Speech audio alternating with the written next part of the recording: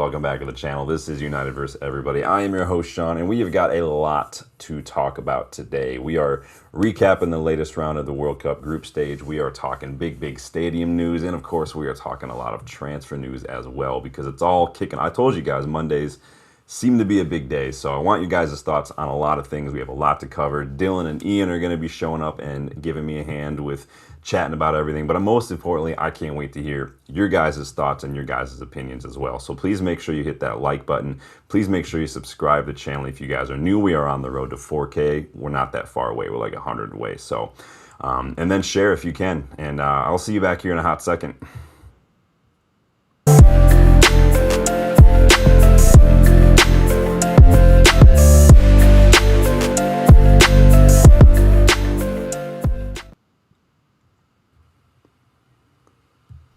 Don't know why it just stopped all of a sudden, but hey, whatever, it is what it is. Oh man, Dylan, how you doing, man? Not too bad. Not too bad. Just been. My dad's been down with me for the past few days, so it's been a lot of hanging out with him and doing stuff with him, and so took him back. Just got back an hour ago, so here we are. Just made it. Wow, busy day for you, man. I appreciate you making the time. Ian, what's going on, my guy? What's going on, guys? I'm good. Yeah, not as hard a day as that. I've had a rough weekend past with a bit of partying at my house, but yeah, nice day out with the wife today. Nice, relaxing, easy going. Nice. Very hot here in the UK today. Very hot. Yeah, not for you guys, hot, but not like hot for us. Yeah. Dylan, he's like the max. They were talking about the max getting up to is like 37 degrees, which for us is like 98 and a half. And I was like, oh, well, I mean, that's nice. That's cute. But I mean, I was telling them we get some days that are in triple digits in the summer here in Michigan. It happens. Oh, yeah. It's nuts. Not fun. That's when you just stay inside. You're like, nope, not today. Yep. I was telling them, like, out in like Arizona, there are times where things just melt, like traffic signs, tires on cars. When it gets that hot, things just straight up melt. Those videos where they're showing people like frying eggs, they literally fry eggs on sidewalks and stuff like that. The thing is, people in this country think that this hot is hot enough to do things like that. Yeah. You still see people, like everybody, all of a sudden shirts are just off. It's a strange place, our country, when it gets this hot. Not, you think ice would sell out? It's not. It's things like toilet paper. Yeah. It's weird. It's a very strange place. Well, we're all strange people. It's just people in general for you. But we are back. I'm glad you're braving the heat, Dylan. I'm glad that you are made it home safe and sound. Glad Dad's doing all right and everything. It's a long trip for you, man. I know it's. I mean, I'm sure it's exhausting. I mean, I know it's so funny when people drive a lot and then you're like exhausted, but because you're sitting, right? But at the same time, it's like it's tiring, right? So. Oh yeah. What is that for you? Like 3.5 hours or something? 4 hours? 3.5 hours. Yeah. So you spent about 7 hours on the road today. So what an absolute legend. Just 3.5 today. I took him back last night, and I came back this morning. So just a quick turnaround. So still, man, it's big up. So I appreciate that. Who's in here? Big up, Danny B in the house. What is going on, man? So yeah, we are gonna dive into all the latest and greatest today, you guys. Full panel tonight. I guess it's a bit of an impromptu kickabout, if you want to call it that. So I'll call it that. It's been a minute since a kickabout proper as well. Hoping to maybe finally one of these days do this award show as well. Obviously the World Cup, it's kind of thrown a spanner in the works because obviously we all want to watch these games. It is what it is. I'm not that concerned about it. It'll get done, and I'm not concerned, but I am excited to hear everyone's thoughts. Yeah, we got loads of time. Timbo's in the house. Big up. Yeah, he says the humidity is very high. Yep. Evening, Tim. Humidity is not fun. Like I said, it feels like you're existing in an armpit sometimes when the humidity gets up there. So, So we're going to jump in first and foremost with some stadium news. I see Dylan's representing the U.S. today. Big up, Dylan. I am representing the future with my 26-27 United away shirt rocking today that I just got. That looks a lot better in person. It probably looks a little lighter than it actually is because there's a ring light on me. All right. So it's probably a little lighter. It's a lighter blue, but it's not like baby. It's not like a Man City type blue for sure. Can't have that around here. No, we cannot have that. But I am a big fan. You can see there's like these little waves in here. Like these aren't straight lines. These are waves to pay homage to like the rivers and the canals and things. Oh, that's kind of cool. Yeah, I appreciate those little touches in the kits. Unfortunately, my work shirts when I was at the golf course were sky blue, and it was good they were work shirts. I didn't care if they got messy or muddy or I tore a few. I'm like, that's about right. Yeah, that's what it deserves. Just tell them you're Uruguayan on your mother's side or something, and then you just represent that way.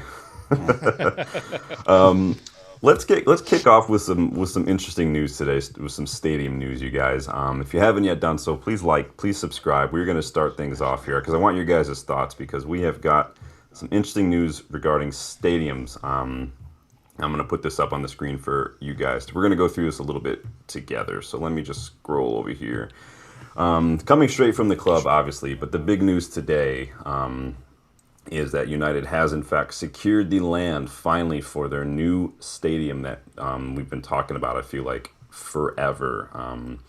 According to the majority of the land, majority so far. So I'm going to read through some of the key points, and then we can chat about it for a second. So United, secured the majority of the land required to build a new 100,000 seat stadium, transform the whole area. Again, this isn't just about United. This is part of a Manchester Old Trafford regeneration project. The stadium projected to become the biggest sporting arena in the UK, a catalyst for the regeneration of the surrounding district. Like I said, 25 acres is what they've acquired, approximately 350 meters northwest of the current stadium. And they bought it, I guess, from a company called Endurant. Now, remember that the Freightliner is the company that owned the land that we were originally looking at. And I'll put up a little map image of that in a second. Inline. Yeah, it's that whole area kind of behind where the players come in for the entrance a little bit over that way, but it's all a bunch of shipping containers and whatnot. That is the land that we were initially going to try to do, but Freightliner were being a little bit of a bunch of dicks about that. But we're working closely, obviously, the mayor and everything, who I guess is set to maybe become prime minister. I don't know how that works. You guys let me know how. No, he won't. He won't be. What he has done is overtake on a majority in that area, and he is now the number one candidate to become the new Labour leader. Oh, gotcha. But he won't. He'll only technically be prime minister until the next election, which he definitely won't win. Interesting. It's not the person; it's the party. Yeah, they're not winning. Yep, no. Well, he's been championing this whole project. He's a big backer of this whole thing. Everybody, there's a whole Sebastian Coe, Lord Coe, Gary Neville, all these people involved with this whole task force. They're calling it and everything, but it is. It's a lot of sirs in one room. Just say that. It's a big undertaking. Like I said, 370 acres. The whole point of this, and I think lumping the whole stadium rebuild into the regeneration project definitely helped because it's supposed to deliver a lot of homes, as it says, jobs and everything. $7 billion a year injected into the UK economy. Again, it's still close to Old Trafford, so let me put this up here. So the red triangle is where the new stadium is projected to go. You could see Old Trafford down there and towards the bottom right, and then the little yellow dot area is where the original stadium plan was meant to go. As you can see, a little further away from that. Thoughts on all this, gentlemen? Where are you at? I saw the plans and stuff this afternoon because I was out. You guys putting in the WhatsApp group. Well, we've made common sense of going for another area, not too much further away, because regardless of the distance from the original, it's never going to be the original. So we've got past that. The better piece of land, the more easily accessible and easily gettable piece of land, we've done that. We've probably saved ourselves a lot on that because the budget for that original train line one was to do with all the shutting down of the lines and the loss of business. And we were compensating about 100 companies millions of pounds. So, I'm not particularly keen on the stadium itself, but I like the idea of what they've done. They've not just paid over the odds. They've looked somewhere else and got a better deal. Yeah, I mean, I mean, like I said, money was a big thing. Freightliner kind of putting their foot down on that and everything. Dylan, where you sit with the new stadium, I don't know if we've ever sat down and live and had a chit chat about this. Now that you've been there, right, to Old Trafford and everything, and you've kind of experienced the whole area around it, how do you feel? Like, has that changed your mind on wanting a new stadium versus keeping Old Trafford, or are you fine with moving to this new stadium? I mean, I'm going to be like 50 by the time this thing gets built anyway, so what does it really matter? But where are you at, Dylan, on this guy? I mean, I'm a history guy, so this is just gonna hurt because it's Old Trafford, because of all the memories that are there. No, I get why they're gonna do it. Money, progress. They want the 100,000 seater stadium.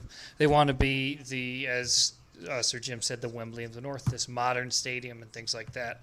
But I'm with Danny. I'd rather restore Old Trafford, do it right. You could get backing for that. I mean, if I was a billionaire, I'd do that. But that's because I love the club. Yeah. Mm-hmm.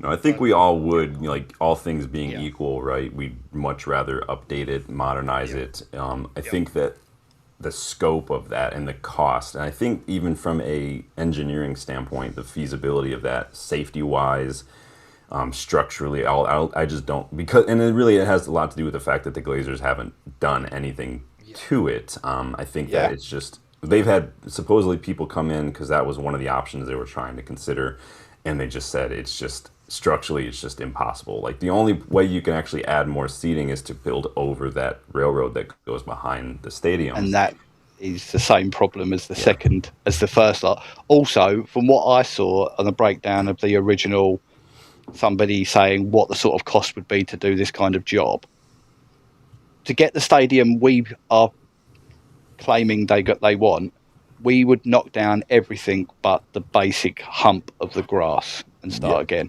So, in that respect, is that Old Trafford? No, I'm sorry, it ain't. You can pick something up and move it, but they can't do that.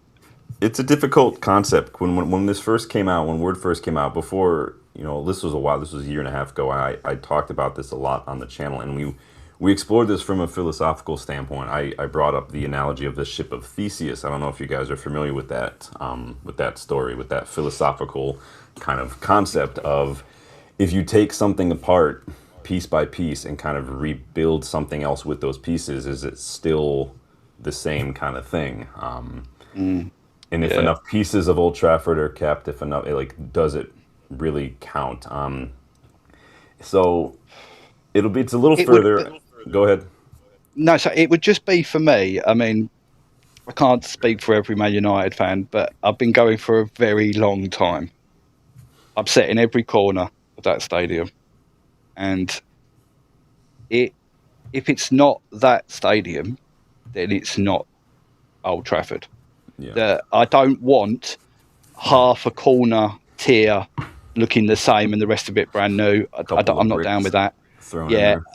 If we, obviously, there are key things. People are saying we can still take the original underlaying structure of the grass across. We can still take the clock. We'll still take the tunnel. We can recreate the statue. We can move things. It won't. This people are saying, it won't be called the Sir Alex stand or the Bobby. It will. Yeah. You can rename those. It's not renaming a new stadium. It's the stand. It will always be that. If they do those things, that's as close to the old ground as I think is possible to get, because we all would want in our hearts just to knock Old Trafford to the thing and go build it back up, but that's still not Old Trafford. Yeah. And unfortunately, unfortunately, you can't, like you said, it's not structurally sound enough to be worth building. It would cost a lot to renovate, and I think that the big thing that a lot of people are kind of neglecting to mention when it comes to that is, where do you play while you renovate Old Trafford? Yeah. It's not Spurs where you can just go down the road to Wembley for a couple seasons or something. It's just not possible. What are we going to do? Go to the cricket ground? I don't think it seats anywhere near as much. At 20. You convert it. Where are you going to go share the space at the Etihad? We'll have more fans in one match than they've ever had in their entire lives, but at the same time, it doesn't really matter. I'd rather play at Carrington than play at the Etihad.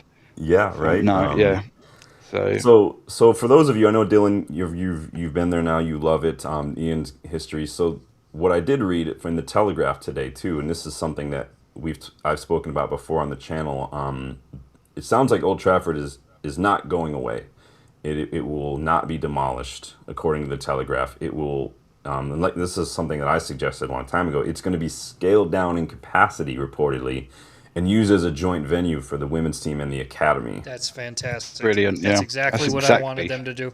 That's Yep. exactly like Everton did with their stadium. That's exactly what I wanted to Yeah. do. With Absolutely, yeah. So again, like that's exactly what I said. You know, you take down, maybe you convert those top tiers into, like, I don't know, offices, whatever, for people to use, you know, and then you've got, you know, the space there for your academy. I think it's a shame that we keep farming out the women's matches in the academy at like Lee and whatnot. What were you saying, Dill? I was just going to add on, and now think of the draw that you have for both the women's teams and the youth teams. Like, Yeah. hey, where do you get to play your matches at? Well, you get to play at Old Trafford. Yes, exactly. So That's it. Yeah, the roof's one of the biggest problems. So they can take all of that top, like Sean said, all those top tiers off, take the whole roof off. The kids play normally on an open patch of grass with fence. Yeah. So anything is a better upgrade. The women play on, like Sean said, at Lee a lot. Anything is an upgrade on that, right? So why don't you? And if Man United aren't stupid, they would go make this. And I heard they're going to make the stadium tour bigger. With some of those Yeah, that is true. But the stadium tour is apparently going to be bigger around there. Yeah. They can engulf that. Make the stadium tour. If you're there on that day, your tour includes sitting and watching the match if you want. Oh, Do you know how many more people they'll get through the door with that? Yeah, bundle just- it, you know. There's Come so and watch many the kids for opportunities free there. with the Make have some a money. tour. Have a tour. Watch the kids. People will still go on tours of Old Trafford too, if even if there's a new stadium, because they'll want to see. I mean, they still have the original Players Tunnel at Old Trafford that we used way before the war and everything. Yeah. You're not allowed to go through it, but it's part of the tour. You get so people want to see that stuff.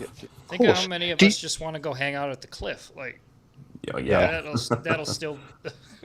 Dylan and I almost took an Uber to try our luck last time we were there. We were willing to go to jail. We were willing to go to jail to go see the cliff. But yeah, people want to go see the cliff, even though Carrington is there now, and they will be doing Carrington tours.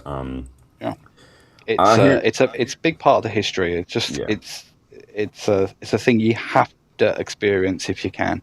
It's one thing, right? I think you're going to lose a little bit of the enthusiasm from some fans when you have to build a new stadium rather than renovate. I think that's already there, but I think you would have definitely risked the rage of every fan if you had demolished Old Trafford 100%. as well. Oh, absolutely. Yep. And I think that came through. I don't know, Sean, you didn't do this, but Ian, are you a member with United? Yeah. Okay. Did you get the poll they had when they or the survey they had about what they want to do with the stadium? I do remember it. Yeah. That, I think they got a lot of vitriol on that because I was pretty poignant about, hey, we need to don't be destroying this. It can't. You'd spit in the face of everything that we are as a football club. Everything that means everything to us and to the people that are there every week. Nah, I'm telling you now, they wouldn't stand for it. I wouldn't expect the Glazers to care much about the history because they've never cared about the history. They've literally, it's never looked like it's meant anything to them. It's everything that has gotten them to where they are right now is our history. They didn't do anything. Like the siblings didn't do anything to even earn it. That was all their father. Yep. And even then, and I make that sound like he did a lot. He didn't do a lot. He fucking went behind the back and did some shitty, aggressive takeovers with shares. But that's beside the point. Again, if you want to read a good book about that, The World's Biggest Cash Machine, I have it back behind me. Go look it up. All about the Glazer takeover and everything. So as far as new stadium goes, I'm going to take this off the screen here for a second. I personally, I don't know how you guys feel about this. I'm both a little excited, but also not.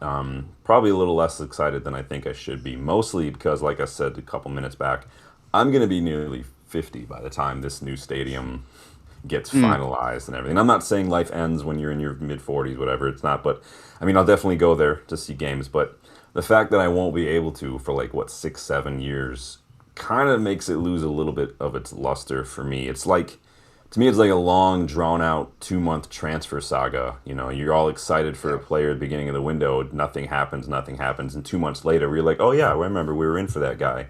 And then a player that fans should be super excited about, they're not as excited about anymore, right? Like, Yeah. it is. So I'm just like, cool. We're not probably not going to hear a whole lot about it and everything until then. But, you know, again, it is what it is. Does that kind of weigh on your mind, or you just like, is it just a non-issue for you guys at this point with that? I, I'm a little bit of a. I don't feel like it's a big issue. Like you say, it could be a very long time before we see anything. For me, the only issue is having been to some fantastic old stadiums, and only a handful of those that I've been back to have had new stadiums now, and it ain't the same. Yeah. It isn't. And my brother being the Hammer is especially he hates it. I'm telling you, Yeah. hates it. Yeah, they got that new stadium. Like, What was that, 10 years ago or so? They got the new yeah, stadium? he hates it. He reckons most of the West Ham fans that he's around where he sits and he's been sitting with for years now would give up any of those European Cups or anything for that stadium back. Interesting. It's just they don't like it. So, Interesting. Well, you have to think those things as well. Sometimes they have a bearing on it. I mean, I wouldn't have a problem getting to go see an Academy game at Old Trafford by then. I mean, that would be, I already go to the Academy games now, so I'm all for it. But, Totally up for that. I think that's 100% what they should do. yeah, well, welcome. Big up, Rob. Good to see you very active today with the fantasy. United. With the fantasy World Cup. Yeah, let's dive into the World Cup recap because it's been a it's been an interesting second round for everybody. So obviously I did a watch along for Germany versus Ivory Coast. Big up everybody who jumped in for that. Germany ended up winning that one 2-1.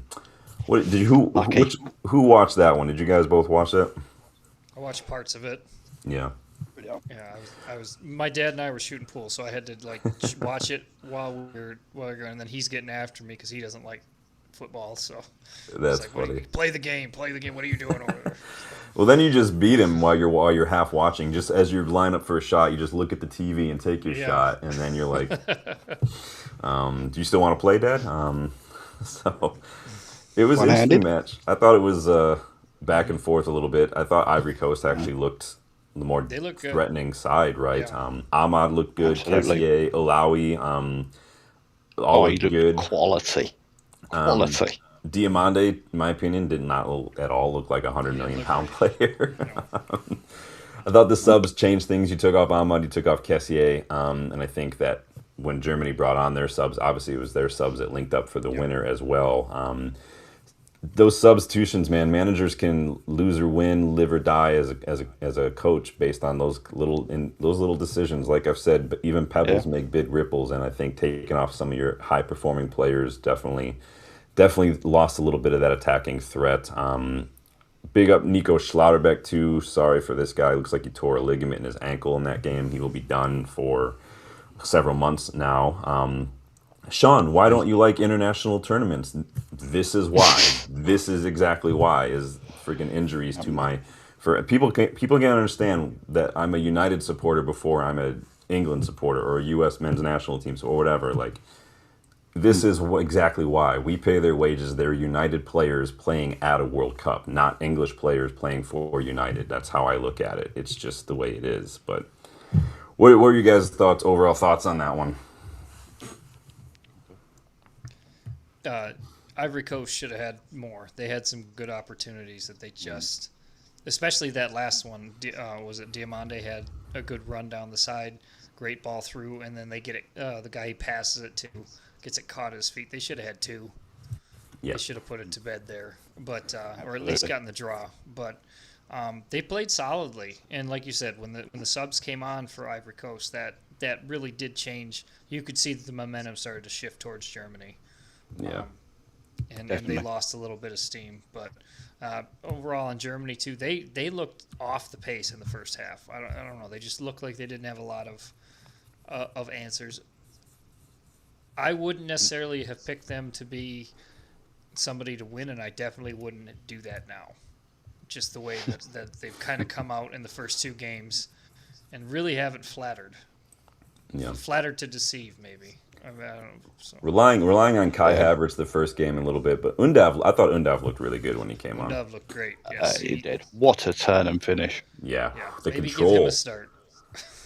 That pass from the Metro was fizzed into him. Banged in like a bullet.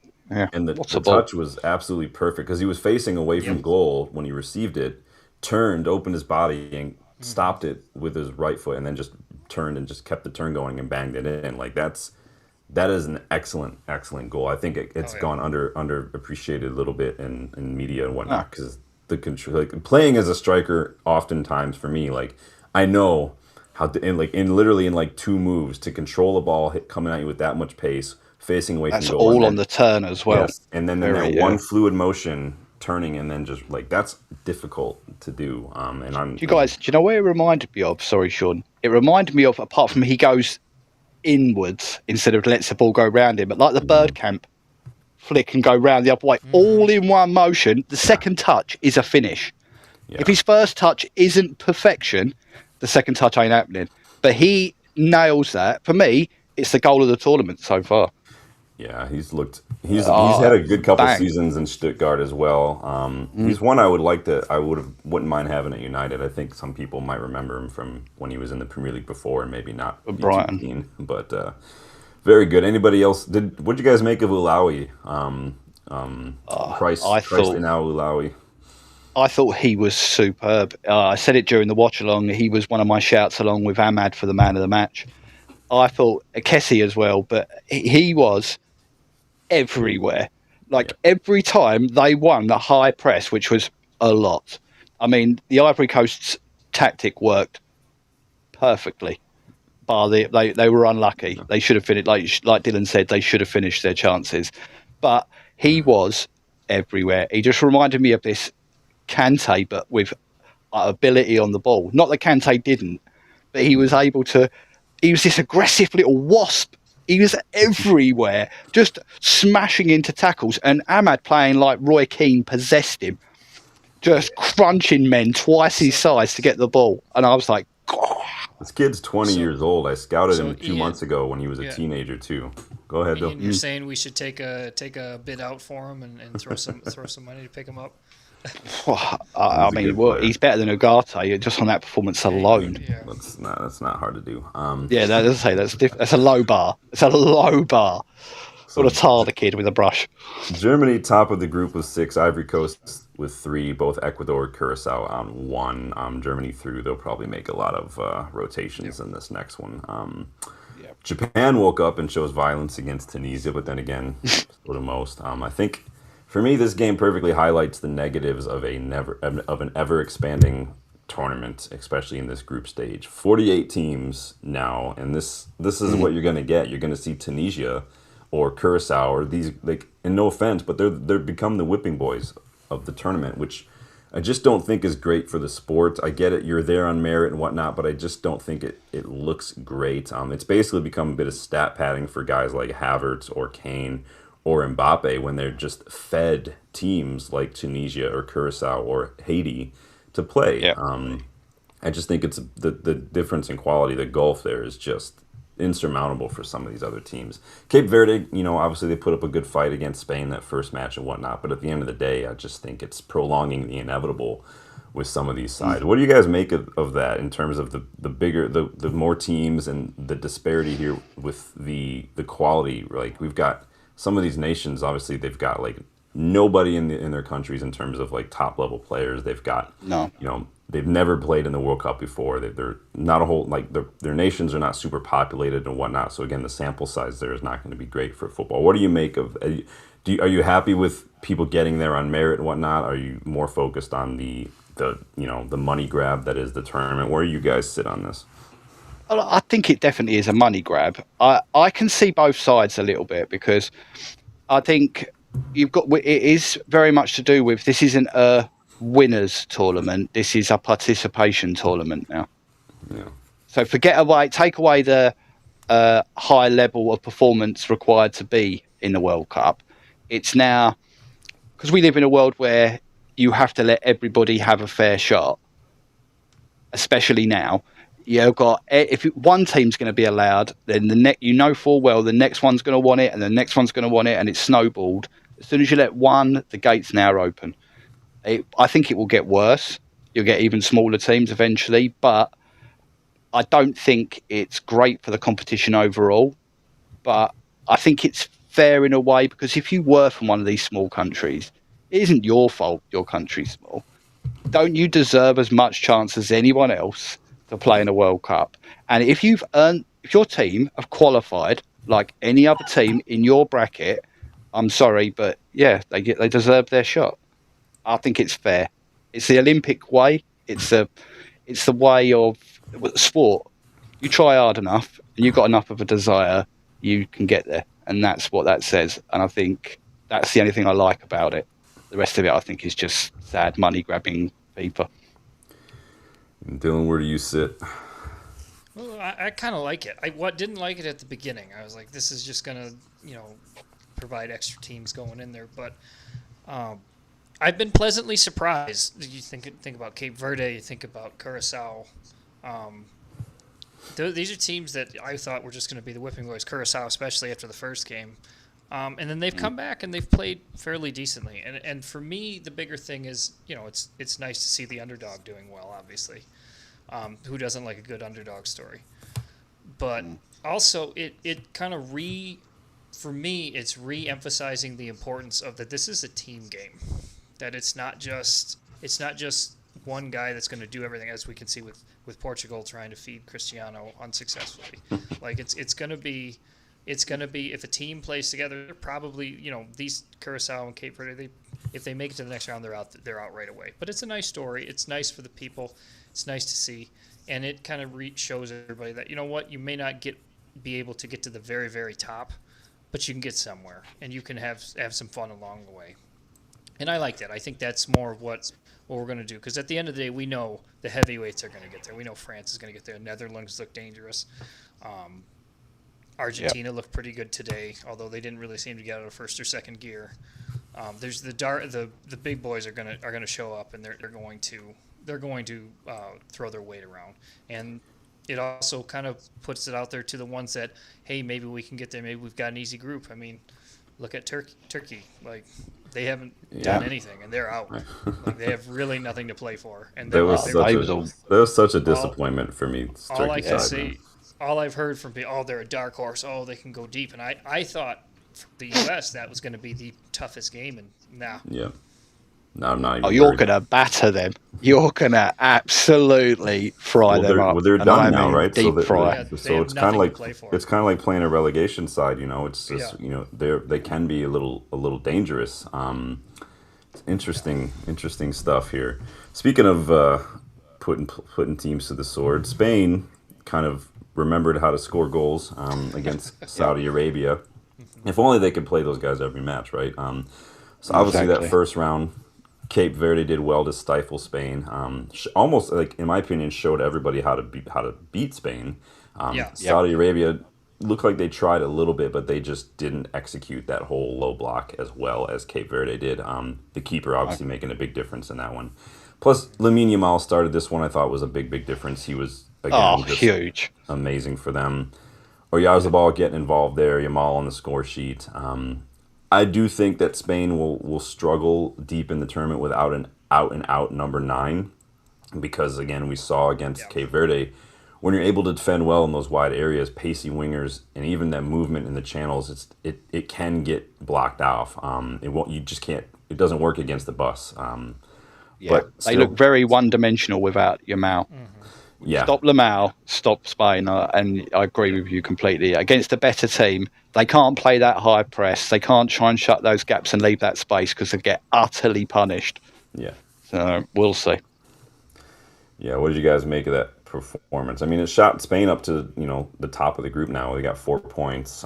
Uruguay, it was night and day compared to the first performance. But you hit the nail on the head. It was the Lamine Yamal. They realised they had one of the most promising young players in world football today on the bench. And even if he's not 100%, just the fact that the whole team go and look and go, oh, shit. And it's a complete different mindset. now you're marking him because he's not going to do what everyone else is going to do, and he can go past you in the blink of an eye. And it just changed. And like you said, they tried, but could not execute the press like Cape Verde did. And once it started, I thought it was going to get bad. It could have got worse as well. So, Dylan, did you watch this one? I just watched a little bit, and from what I saw, this was a very different Spanish team from the first game. Yeah. Spain looked confused in the first game. They looked like they had expected that game to go a lot easier, and when it didn't, they looked like they look kind of like we used to, where when our first option didn't work, it was just we don't know what to do, so we'll make those long passes and we'll try to force something, and then we'll turn it over. This one, they looked like, okay, we're going to go for blood. We need to win this one. We have a plan. Let's go. So I think that if anything for Spain, the first match was a wake-up call, probably one they needed. Yeah. Going in definitely at this group. So yeah, I completely agree with that. Speaking of that group, Uruguay 2, Cape Verde 2. Little bit of a frustrating one for me. Remember when I said that I put Araujo on my fantasy side? Well, it was the wrong Araujo. so the one I accidentally put in, Ronald Araujo, did not play at all. And of course, Maxi Araujo picks up a ton of points with a goal and an assist, so there's that. So I thought Uruguay had some chances to win this one late on. A lot of their shots were just off target. It's a bit more exciting. I mean, but again, you guys can see why I put Maxi Araujo as one of my left wing options in that left wing video I did a couple months back, because the guy is absolutely baller. I thought Cape Verde did well to earn that point, though, and a result against Saudi Arabia for Cape Verde could shake up Group H pretty well. Did you guys watch this one at all? I did, because I was wanting points. I tell you what, they're not a big threat to anyone. But if they carry on with the same attitude, this Cape Verde team, and improve themselves over a few years as players, or can get a few more players to move over to Cape Verde, they're not a bad team. They haven't got bad players. They've got players that clearly understand how to play that way. Mm-hmm. If they can add some quality to that, I'll tell you what, I'll say it, I don't know if anyone agrees with me, I think they're the best of the so-called minnows, without a question so far. It's a good Better show. than the Curaçaos and that. I think they have shown they have an ability to understand the game. You just got to add quality. Yeah. And that is difficult to do because, like you said, sometimes some of these other teams are running around like headless chickens, look like they don't understand it. And, you know, they did, I think, they got some promise. I'll tell you that. There won't be a walkover for anyone. No. I think these two matches for Cape Verde have shown me a couple different layers to them. That, like you're saying, that first match it was definitely they knew the plan and they just executed it, and they executed it well.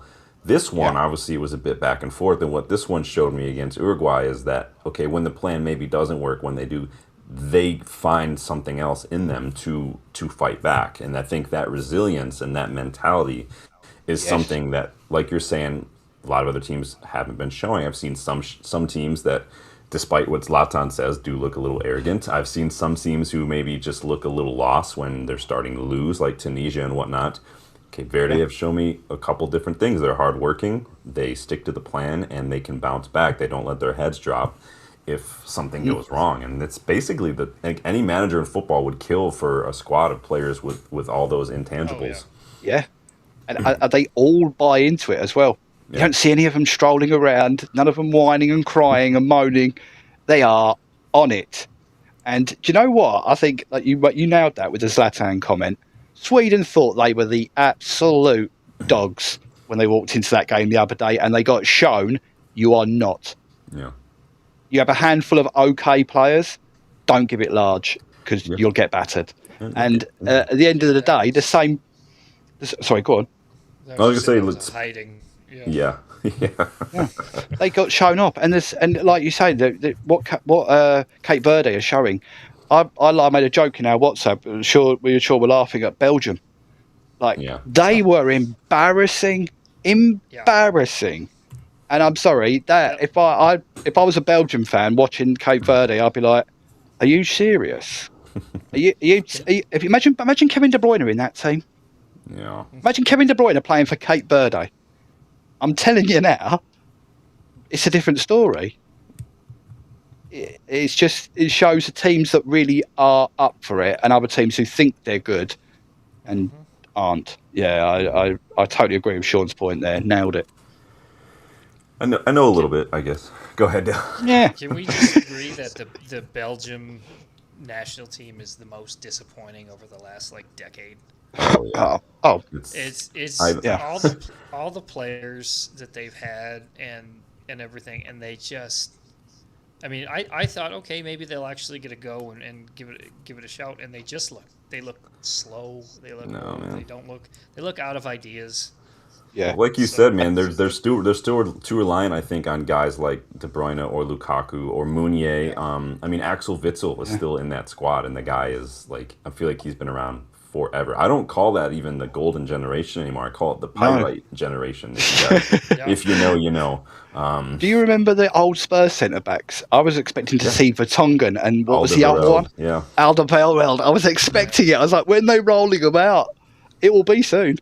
It's embarrassing. They've got to start moving on. You can't to have it's cool. You've got De Kuiper and he's good to bring in there, but you've got Joaquin Seyss just sitting on the bench while you've got Nathan De Cat. I get Meunier has been there and done that, but you've got to. It's kind of like the U.S. dealing from a long time ago, or Germany for a long time. There was all this uproar when Germany started. They stopped taking guys like Thomas Muller and these guys, and like Mats Hummels, and they wanted to just fully maybe embrace the young. And then yes, they realized maybe they did that a little too much. You've got to find it, but you've got to also take that risk. Maybe this is just the United fan in me, wanting the people to take risks on the next generation, but you don't know what these players are going to do, and if you don't find a way to do that as a coach, you might not get to see what the next generation is going to do because you might get fired. Tunisia fired their coach literally one match into this tournament. Yeah. I mean, Dylan makes a great point about Belgium being probably one of the most disappointing. As an England fan, I will have to say I only second to us, because in my entire lifetime, we have had. I truly believe we have had 3 generations that I think one was utterly robbed by an Argentinian rat who shall not be named. 2, it was just, I don't understand what happened in that other World Cup. I'll never believe that Sol Campbell's goal wasn't a goal. We were completely robbed by Argentina and certain other cheats who will not be named. But apart from that, we have always had such great potential and never fulfilled it. Yeah. We've never crossed the line. And the thing with the managers, Sean, is 100%, because no manager's ever completely changed a whole team to what the whole nation wanted. Yeah. And the only person that really tried it was Sven, in a way. He didn't really get it right because he could never get this Gerard Lampard thing. Yeah, I think that was almost the big problem, is you guys almost had too many good players and you tried to shoehorn a lot of them in there a little bit. And some of them just still didn't even make it. Well, that's it. We were screaming at one point. I mean, United had just won the treble and the double the following. And at that World Cup year, England could have put out literally a Man United midfield. Yeah. And almost front line as well with Sheringham. But had Sheringham and Shearer, you could have put Scholes, Butt, and Beckham. And if Ryan Giggs' old man hadn't been a bit of a he would have been Ryan Giggs as well. But we chose to try and shoehorn players that are popular into positions instead of trying the best team to win. And that has always been our problem. Always. It's hard. I don't envy international coaches or national coaches just because you don't get a whole lot of time. It's players that don't really play with each other a whole lot necessarily. So the tactics tend to be pretty basic and straightforward and things, and it's kind of like Real Madrid. You tend to just play the simple tactics with the best players you have at your disposal and just play them the way they need to be played, basically, which is not the worst thing, but at the same time, it's not fun. I don't envy it. No, Sean, you said something the other day, and it made about this tournament and it being like it is a cup, obviously a cup competition. And you just said it then about teams play a very different way, a very rigid, structured way in these competitions. I'm bewildered that Jose Mourinho or Cristiano Ronaldo, the whole Portuguese Football Federation, thinking this might be their next golden generation, last chance for Ronaldo. Yeah. Why didn't Jose take that? It's built. The World Cup is designed for Mourinho to win it. It is literally scripted. Like, they've just scrubbed out the Jose bit so people didn't think that he was cheating. That team is almost built for Jose Mourinho, the way that with Ronaldo especially. He's basically the Drogba or whatever you want to call it at that point. I mean, I don't think it's much longer before Ronaldo takes over for Martinez on the sideline anyway, because he's not going to have it. He's not going to have another game like that. I've been saying for a while that Roberto Martinez is probably the one big negative in that whole Portuguese side. Just failed everywhere he's gone. I'm sorry, he's just one of those constant failures, living off one success. Yeah, that's what I said. He's living off one success. But sticking with Belgium, obviously 0-0 Belgium-Iran. Belgium need a win against New Zealand if they want to stay alive here, because Egypt topped that group with 4 points. Iran and Belgium both have 2. New Zealand's with 1. Do you think they get it, Dill? They should, but I really don't know at this point. They don't look very good. New Zealand looked better. And I didn't even watch most of that match. I just watched bits of it, and I was like, "Oh, New Zealand got some fight in them." I don't see that with Belgium. Yeah. They just feels like they're trying and nothing's working, and so they just, they don't have anything else. Trossard almost looks like one of their best players, and he's not even that great. I mean, the most fight I saw from them against Iran was the player getting sent off. They've got to come up against as a New Zealand side that did just lose 3-1 against Egypt. That was a huge 3 points for Egypt. They climbed the top of the group heading into this final round of the group stage. New Zealand are all the way down to the bottom. If they do beat Belgium, which would be hilarious, that could really... Oh, please, yes, Chris Wood, come on. Salah obviously playing a little bit more centrally for Egypt than he does. They kind of maybe see him as a orchestrator in that final third. Everything kind of goes through him. I don't think I watched all this. I watched most of the highlights the next day. What did you guys make of this one? I've only seen the highlights. I didn't catch this one. Well, basically, New Zealand lost 3-1 to Egypt. Worries. I wasn't expecting this to be an exciting game. I'm a bit like that. I can't tune in for the whole game if I'm not got any skin in the game at all. Yeah, it definitely wasn't the one that I'm like, I need to rearrange my day to make sure I watch New Zealand and Egypt. And again, it sounds so like uppity. I'm not. It just is what it is. I did watch this next one though. Wrong one. I didn't get a photo for this one yet. I didn't watch that one. Where was that one? Where was that place? I forgot to put a photo. Spurs and United are playing already. What? Right. I forgot to put a photo because it literally just ended before we went live. Argentina versus Austria. That was a good match. It was good. It did not go Austria's way, obviously. No. I do hate fantasy sports for the exact reasons I saw today, man. Messi was my 12th man today. Misses his pen, so that I kind of had nothing but dread when I saw that.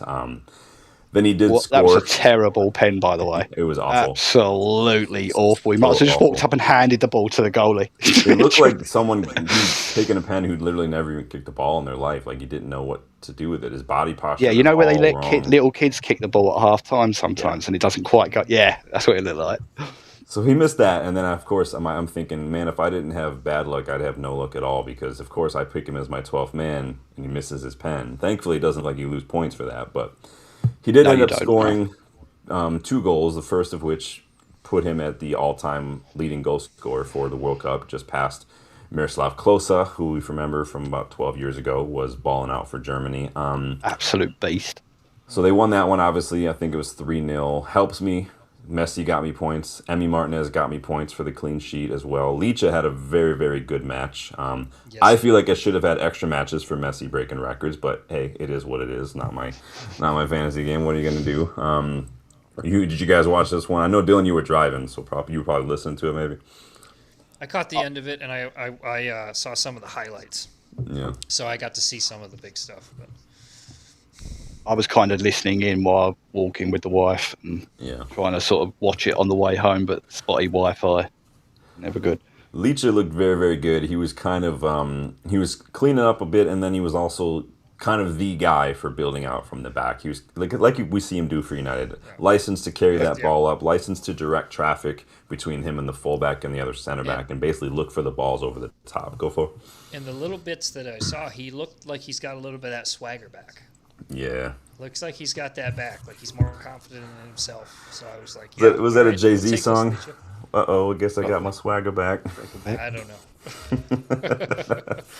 I think it's something like that, isn't it? Yeah. Yeah. Argentina, top of the group, 6 points. Australia on 3 points, who I had high hopes for after that first match, and then we just completely messed them up. Yeah. Neither Jordan or Algeria have any points yet, so it's pretty much Argentina probably going to rest a lot of their players, so it might be time for me to make a little swappy swap with my keeper and things like that. I did transfer in Mozinha at Cape Verde. So I might just throw him in there for shits and gigs, see what he can do. But yeah, just stay fit. Again, this all I ask for in these tournaments. Just don't get injured. We've seen Livramento leave before a ball's even kicked. We've seen Schlotterbeck already going down, and he missed the rest. He might miss the beginning of the season for Dortmund.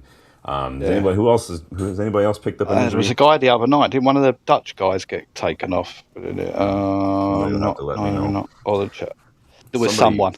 Somebody had like 3 players go off the other day, I feel like, as well.